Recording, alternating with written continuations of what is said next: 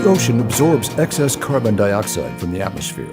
The CO2 causes the seawater to become more acidic, more corrosive. That in turn can damage or kill developing shellfish. The shellfish industry here in Washington State supports about 3,200 jobs and generates about $270 million in economic activity annually. Saving the shellfish industry helped to fuel political support for doing something about carbon emissions and acidification. Support at the state level. We've been very successful with those 2 offshore buoys. And in Washington, D.C. Because it tells the the near-shore growers when ocean acidification events are coming. To me, this is about information that we now can acquire about the ocean.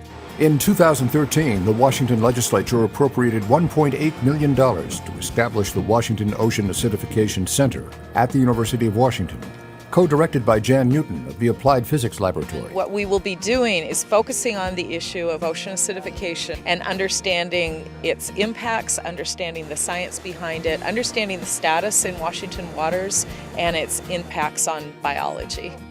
The Ocean Acidification Center at UW is a very exciting development for the industry. An industry that depends upon salt water. I would have to do the math here. A lot of salt water. Maybe 100,000 gallons. 100,000 gallons a day. The water that comes from Puget Sound, if it's not right, we're out of business, both from a pollution standpoint, but also, as we've learned in recent years, from a chemistry standpoint. The new center will work with many partners on and off campus. We have developed the observing and monitoring locally with NANUS. NANUS is partnered with APL. So what this center does is allow us to really have that connection right here in the region. That center can actually help us advance that science.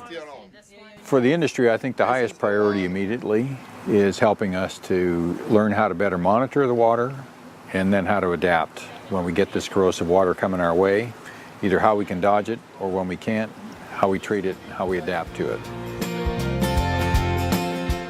We have some real-time buoys in Puget Sound, in Dabob Bay. We are going to be outfitting that with NOAA's PMEL ocean acidification sensors for PCO2 and pH.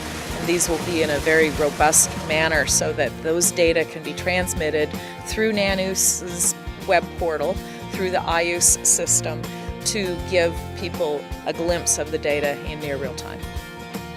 Valuable new data to be coordinated and mobilized by the new Washington Ocean Acidification Center. Ocean acidification is a problem we're going to be living with for generations.